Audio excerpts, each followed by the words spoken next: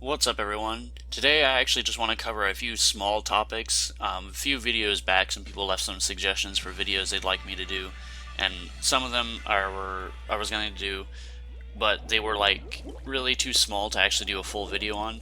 So I went and typed up some of the smaller ones, and I'm just going to put them in a video together like this.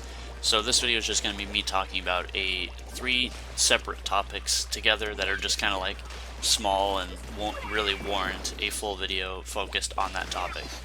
So with that, let's just get right into it.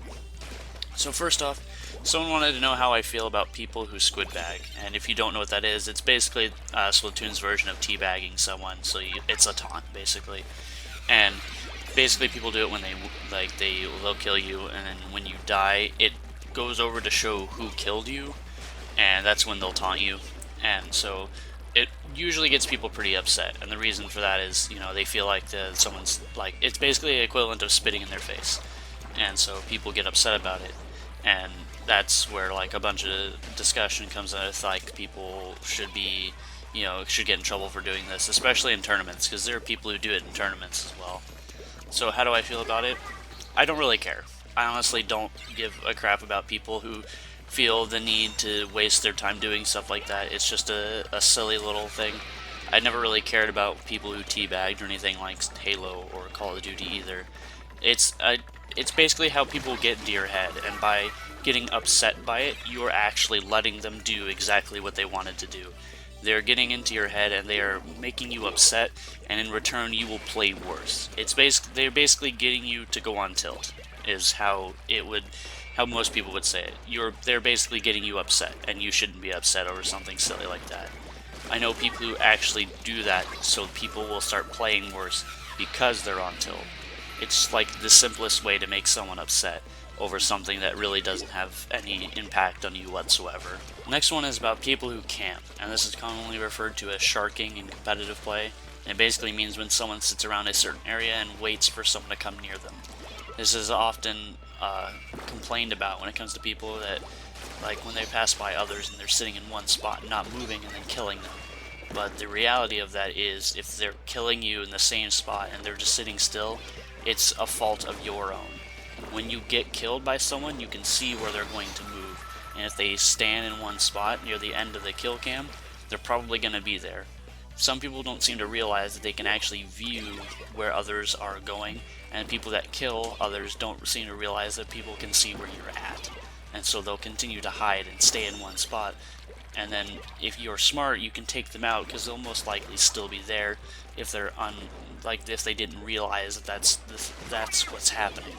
But if you get constantly killed by someone who's sitting in one spot, you should try going a different way, or just try clearing the path before you move on ahead. You shouldn't be complaining about people getting you when it's something you can easily prevent just by covering ground or keeping an eye on where people go when they kill you, and then how much of the map you have in your color. It's just simple map awareness, and that's pretty much it. And the last one is solo queue fair? So is the solo ranked mode, is that fair to anyone that plays it? And the answer to that is it is and it isn't. It is because no one in solo ranked has any form of communication with one another. That's something that like people have in squad sometimes or in tournament play. But in solo ranked, no one has any form of communication. So anytime you may think that the team is more coordinated than you are, that's just an actual coincidence. There's no communication that can be conveyed through the game other than the D-pad commands, which don't really say much. So it's fair in the fact that no one has any form of communication. Everyone is just as questionable and not as coordinated as anyone else in that match. People just so happen to play differently and be able to work off other people's actions better than others. It's fair and to the point where communication has very little to do with it, and you just have to hope that your teammates are able to act off it, and that's where the unfairness comes from. There are some people that are up in higher ranks like S that don't actually belong there. When the squad update was added, people could actually get carried to A plus 99, and then all they had to do was win one match to get into S rank. And that puts people that don't deserve to be in high ranks into a position of that rank. So when they go into matches with people, they're not actually at that skill level, and so they'll bottom frag or they won't do anything, and it affects the rest of the team, and it can turn it into from a 4v4 into a 3v4, or however many people that don't actually deserve that rank.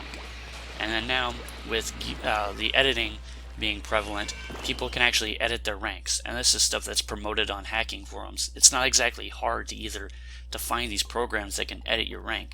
And I've seen quite a few people that have mentioned in Twitch chats like, oh, I was a B rank, but then I wanted to see what S plus looked like, so I edited my rank to S plus 99. That hurts other people as well, and it's also hurting yourself by doing that.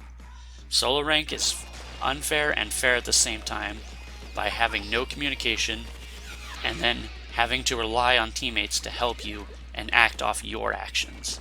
It may not seem fair, but in reality, it's a bit more balanced than you may realize. Before I end this video off, I want to ask you guys something.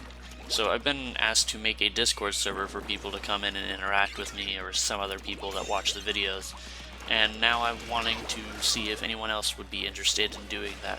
So in the description of this video, along with my links to my Twitter and Twitch, will be a link to a straw poll where you can vote whether or not I should, in fact, make a Discord server. So if you're interested in that, you can go and look in the description and leave your vote there.